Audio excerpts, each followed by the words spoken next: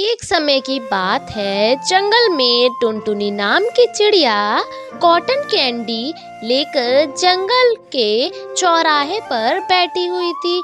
सवेरे से शाम हो जाती है, पर टुनटुनी चिड़िया का एक भी कैंडी नहीं बिकता। ये देखकर टुनटुनी चिड़िया बहुत उदास हो जाती है। सवेरे से शाम हो गई, एक भी कॉटन कैंडी नहीं बिक पाई है। मैं कालू सेठ को उसके उधार पैसे कैसे दे पाऊंगी? वो तो जरा भी इंतजार नहीं कर पाएगा। तभी उसी रास्ते से कालू कौवा अपने घर की ओर जा रहा था। कालू कौवा टुनटुनी को जब देखता है तो वो टुनटुनी चिड़िया से कहता है, तुझे याद है ना, आज रात तुम्हें मेरे पैसे देने हैं जो तेरे पति ने मरने से पहले लिए थे। अरे मालिक, अभी तक एक भी बुढ़िया के बाल नहीं बिक पाए हैं। जैसे ही ये बुढ़िया के बाल बिक जाएंगे, मैं आपके सारे पैसे लौटा दूंगी। ए चिड़िया, 5 दिन से तेरी यही बातें सुन रहा था। अब मुझे और कुछ नहीं समझना। आज रात मुझे मेरे पैसे मिल जाने चाहिए, वरना मैं तुम्हारी 5 बेटियों को अपने घोंसले की नौकरानियां बना दूंगा। ये कहकर कालू कौवा वहाँ से चला जाता है। इधर टुनटुनी चिड़िया बहुत परेशान हो जाती है। ये कालू कौवा तो बहुत गुस्से में था। लगता है ये पैसे लेकर ही रहेगा। अब मैं क्या करूं? मेरा तो एक भी बुढ़िया का बाल नहीं बिक पाया। रात को कालू कौवा आएगा, मैं उसे कहाँ से पैसे दूंगी? टुनटुनी यही बात से बहुत परेशान उदास होकर अपने सारे बुढ़िया के बाल लेकर अपने घोंसले में चली जाती है, जहाँ उसकी 5 बेटियां गौरी, बुलबुल, झुनझुन, मोती, चंचल अपनी माँ का इंतजार कर रही थी। अरे माँ, आप आ गई? ये क्या माँ, आज भी आपका कोई भी कैंडी नहीं बिका? नहीं बिटिया, आज भी कोई कैंडी नहीं बिक पाया। माँ, जब वो कालू कौवा पैसे लेने आएगा तो हम क्या करेंगे? माँ, आज तो पैसे लिए बगैर वो कौवा नहीं जाएगा। अब मैं कालू कौवे को कहाँ से पैसे ला कर दूँ? वो तो मुझे इस बार नहीं छोड़ेगा।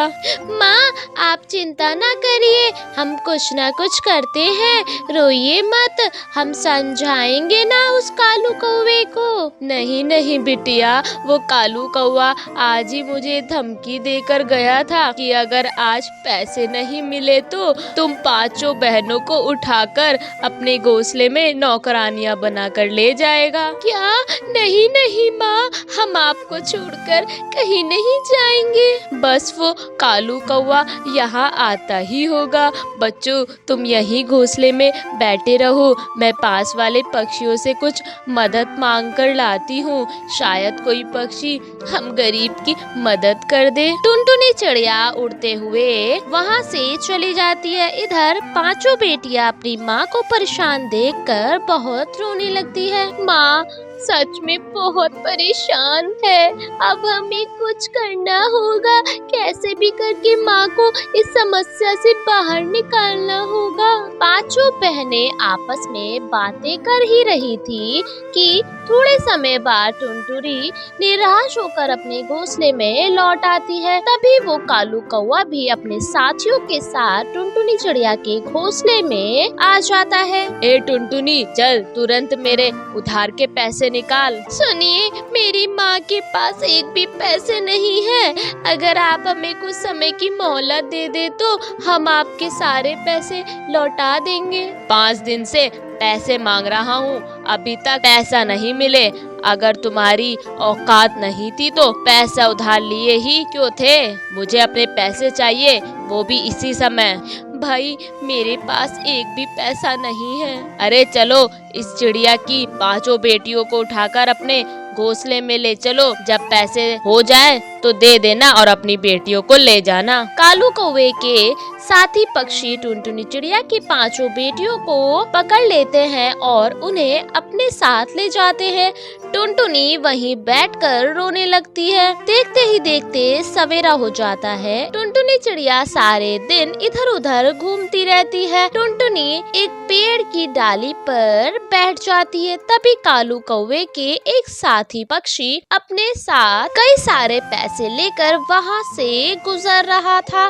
तभी वो पेड़ से टकरा जाता है और उसके सारे पैसे गिर जाते हैं और पक्षी बेहोश हो जाता है। अरे ये तो कालू कौवे का साथी है, पर ये तो बेहोश हो गया है। इसके सारे पैसे तो जमीन पर गिर गए हैं। इसे कालू कौवे के पास ले जाना चाहिए। टुनटुनी उस पक्षी को और उसके सारे पैसे उठाकर कालू कौवे के घोंसले में जाती है और वो कालू कौवे को सारे पैसे दे देती है और पूरी बात बता देती है। चिड़िया बहन, तुमने मेरे साथी पक्षी को यहाँ उठाकर लाई हो और मेरे सारे पैसे भी मुझे दे दिए।